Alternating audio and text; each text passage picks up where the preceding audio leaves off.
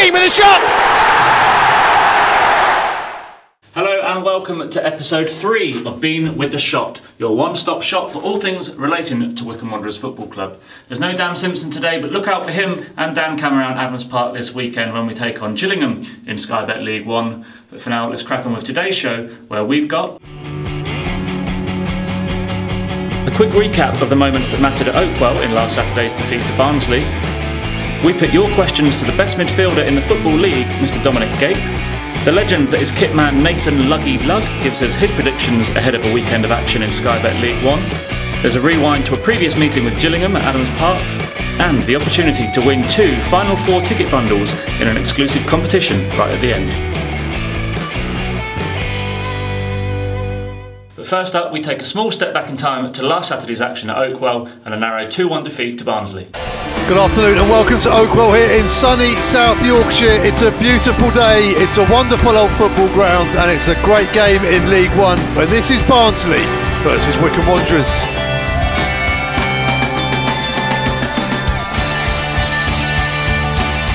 That's a good bit of play on the right wing. Ball's cut back into the box. Bolton, big shot, penalty. Whistle goes. Woodrow scores.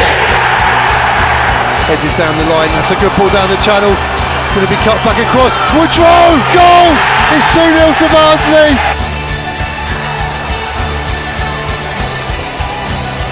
That's a red card for Adam Malat. Ball is down the line, looking for Kashket. He's got inside Pinnett, goes down inside the box. It's a penalty! Penalty to Wycombe Wanderers. Joe Jacobson with it. Approaches the ball and scores. Wycombe have a goal back here.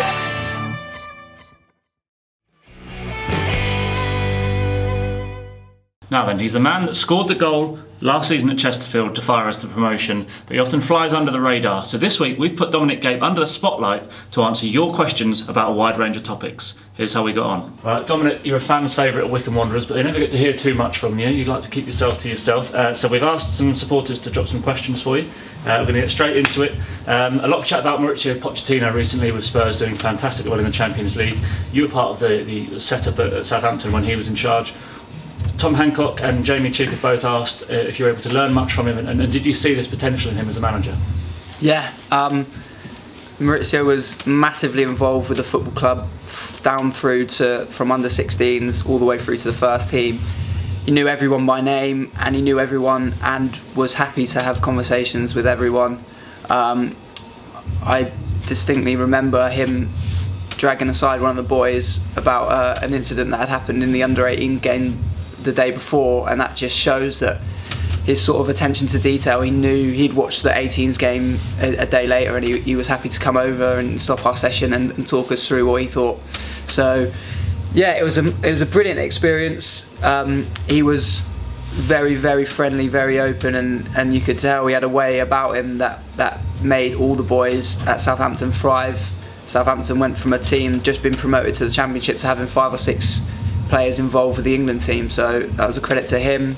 And it was a nice touch when we played Tottenham in the FA Cup. He and his coaching staff invited me into their office afterwards, so we sat down and had a chat and had a catch up. So you know, he's a really, really special man, a really special manager, and yeah, I took a lot from the time I was there. So you've obviously made a friend there. Michael Kazantsis wants to know, who's your best mate from Southampton? My best mate from Southampton is Jack Stevens. Me and Jack live together, still in contact pretty much every day. He's a great guy, and yeah, I go back and see him. He comes up and sees me, so he's definitely someone that I'm going to continue my friendship with. It's a bit awkward you didn't say Jason McCarthy, isn't it? Well, he's here. He gets on my nerves every day, so. Good answer. Ben Cousins has asked, what was your initial reaction when you signed on loan for Wycombe all that time ago, and what has made you stay here since? The moment I stepped in the building, really, there's a real warmth about this place, and a real sort of feeling of belonging. So came from a sort of atmosphere where I was just a young lad to coming into a scenario where I was fighting for the cause, and you know, Wycombe's battle instantly became my battle, and I bought right into that. And the boys are brilliant, the coaching staff are brilliant, like all the staff around the place just made me feel really welcome, and I loved it. I loved the feeling. So yeah. Bringing it to more recent times, Callum Jeffries wants to know about that assist at Luton on that Tuesday night last year. Are you going to be telling your grandkids about that in 40 years' time, he asks? Yeah, definitely.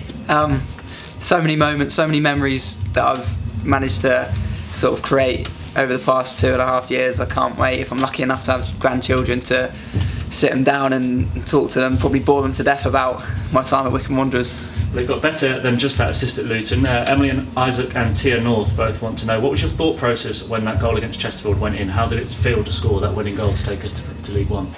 John Barty drops down to Elabd. Gape! Goal! Yes! Dominic Gape has given Wycombe the lead here. Is it the goal that will fire them into League One? I think there's a few clips of the fans when the goal goes in, and I think I'm exactly the same as one of the fans when that goes in. That feeling of elation, that feeling of all this energy and emotion going through my body but not knowing what to do with it. So yeah, it was a very, very special moment, and it was almost as if sort of someone was above me looking down and willing that goal in for me. Ben Sarr has asked, what is the best moment in your career? Maybe making your debut, the goal against Chesterfield, meeting Scott Cashkit. Yeah, Scotty. Funny you say talk about Scotty. He'll be gutted if I don't mention him in this. So yeah, I better give him a shout out. But my proudest moment, my best achievement, is 100% getting promoted. Just a tip on the iceberg, really. That was a memorable season. There were so many moments within that season that sort of bring so much joy, and to achieve promotion within my second season with this group of lads and this club is so special. So yeah, 100% promotion.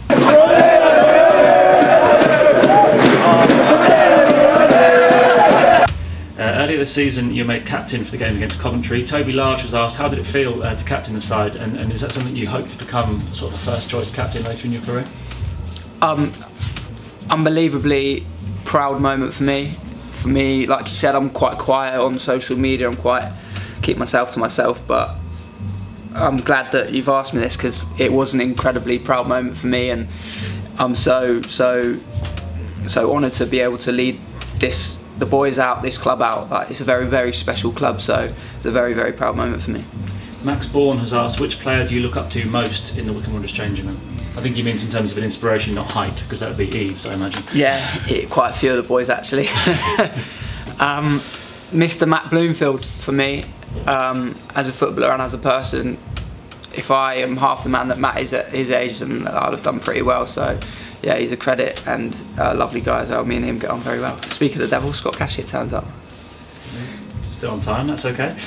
Peter Withams has asked, as the chant goes, how does it feel to be the best midfielder in the Football League? Well, are you the best midfielder at Wycombe though? Because Curtis has won the last 2 Player of the Month awards. Yeah, Curtis is flying. Curtis is flying at the moment. Here's Scotty. Scotty answers. Scotty, there's a question about best midfielder in the league.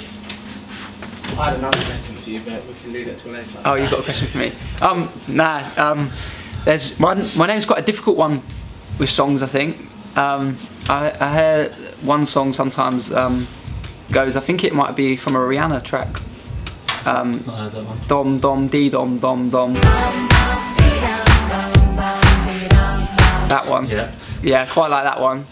But I think only half, sort of, not everyone's quite bought into that yet. So I haven't heard this new song yet, so I'll be listening out for it. Okay. Well, no, the fans do sing that you're the best. Who's the best footballer in the midfield? Who's the best midfielder in the Football League? It's you, Dom, Dom, Dom. It's you. Oh, well, thanks guys. George Willis, which player at Wycombe would you hate to be stuck in a lift with, and why? Oh, that's savage, that question. Who can I upset here? We did ask it in the programme last year quite a lot, and the common answer was Cedo. Yeah, I get on quite well with Cedo though. Depends what mood. Cedo, if he's in one of those moods, sometimes he gets in those moods where he's just trying to push all your buttons. So Cedo, if he gets in one of those moods. Otherwise, Nick. Yeah, Nick, because Nick just lies so much. I wouldn't want to listen to Nick for a longer period of time. Sorry, Nick. Okay, and finally, a really important question, obviously, coming in from Gareth Evans. What's your favourite cheese? Halloumi. I love halloumi. Nando's, grilled halloumi, grilled halloumi in my wrap at Nando's. Yeah, 100% halloumi. So, looking ahead to this weekend's game against Gillingham, and did you know that there's a Gills hero in the Chairboys ranks? This man, Mr. Adebayo Akinfenwa, starred for the Priestfield Club over 2 spells, but he was upstaged right here at Adams Park back in January 2011. Mr. Dave Winfield, remember him? Scored a fantastic header to give the Chairboys all 3 points when the two sides were battling for promotion. Here's how it happened. Gillingham arrive at Adams Park as one of the form teams in League Two at the moment. 5 consecutive victories has seen Andy Hessenthalers climb the table, but they come up against another side with playoff aspirations, Wycombe Wanderers. Wycombe corner headed against the bar, Winfield! Well, Dave Winfield heads into an empty net to give Wycombe the lead. Matt Bloomfield's corner found the head of Andy Sandel, and when the ball came off the bar, Winfield nods in his first goal at Adams Park. There goes the whistle. It's victory for Gary Waddock's side. They continue their press towards the playoff places. Gillingham beaten finally. Cast your mind back now to episode 2 of Being With A Shot, where we asked Bucks Free Press sports reporter Nick Tunney to predict the outcome of 3 matches that weekend in Sky Bet League One. Now, he correctly called a draw in the Dockyard derby between Plymouth and Portsmouth, but he was slightly wide of the mark. He called a victory for Sunderland at Oxford, that was a draw, and also a draw between Doncaster and Peterborough, which was won by the Rovers. So 1 point for Nick Tunney. Now we're going to put a different man under the spotlight, and that is the legendary Kitman, Nathan Lugg. Let's go inside. So we're here in the heart of the Wycombe Wanderers changing room here at Adams Park, and I'm joined by the legend that is our Kitman, Nathan Lugg. Luggs, you're one of the most passionate people around the club. You're so high when we win, you're so down when we lose.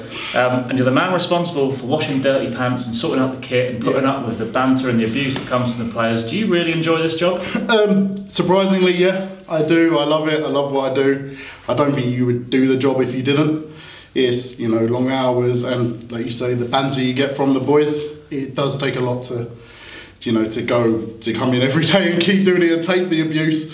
But no, I love it. It's all good. You know, if they didn't like me, they wouldn't say anything. So I take it as a compliment. Who are the biggest troublemakers? Who are the ones that cause you a headache when they're coming into your room every morning? Rocky. He's a bit of a nightmare this season since he's come in. Not in a bad way, but just gives me a bit of banter, and he does. You know, I think it's all goalkeepers. You know, Cam and Eves, both along the same lines, but Rocky does it in a more banter way. Also, you got your Gapeys. Blooms is good. Gives me a bit of grief all the time in a nice friendly way. And yeah, I'd say they're the main culprits for me. You know, they give me the most hard time.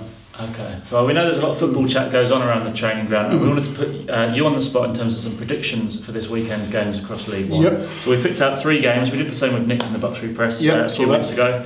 We're going to start now. A little secret: you're a Charlton fan. I am a Charlton fan, yeah. So we're going to just give that a little caveat before we ask you to predict AFC Wimbledon against Charlton. Well, obviously being a Charlton fan, and you know they are doing well in the minute. I mean, the last couple of games they've not got the results they wanted, but I think defensively they've been very good this season. I think only conceded 1 in their last 6. So I think that'll be an away win, but I do know quite a few of the Wimbledon boys from my time at Charlton, and I know they'll be up for that game as well, but I think 3-1 to Charlton. 3-1 I think 3-1 Charlton. Wimbledon have won the last 2. I know. I just think Lyle Taylor, I can see him getting a couple going back there as well. So. Okay. We'll move on then to a team that we saw last week, Barnsley, travelling to Portsmouth, who have hit the buffers a little bit at the top end of League One. A really crucial game, that one at Fratton Park. Yeah, they have. I mean, Barnsley were impressive last week. They're a good side. Pompey disappointing for us that they dropped, let a 3-0 lead slip to Southend. I still think a draw. I think Pompey's a tough place to go. I'd say 2-2.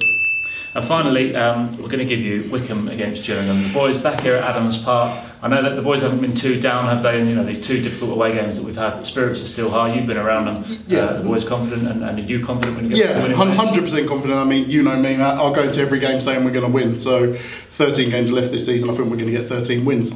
I'd say a comfortable 3-1. 3-1 Wycombe, I think. It'd be nice to have a comfortable game. 3-1 wins Yeah. for both your sides this weekend, and that go. Yeah, 100%. That'd be a good weekend for me. So. Well, here you go. Then the first of 13 consecutive victories coming up for the chair boys. If Lugg is correct, Lugg, thanks for joining us. No worries. Thank you. And we'll catch you next time. Okay, nearly time to wrap up, but firstly it's competition time, and we're going to be giving away 2 Final Four packages where you and a guest can come along to those Final Four matches of the season here at Adams Park. All you need to do is guess the score, scorer and the attendance for Saturday's game against Gillingham. Tweet those to us with the hashtag #BeenWithTheShot. The closest answer wins, and the deadline is kick-off on Saturday. 2 of these up for grabs. Don't forget you can watch all 4 games in this run-in for £50. A fantastic offer all throughout the stadium. Here's just a little taster of what you can expect. See you next time.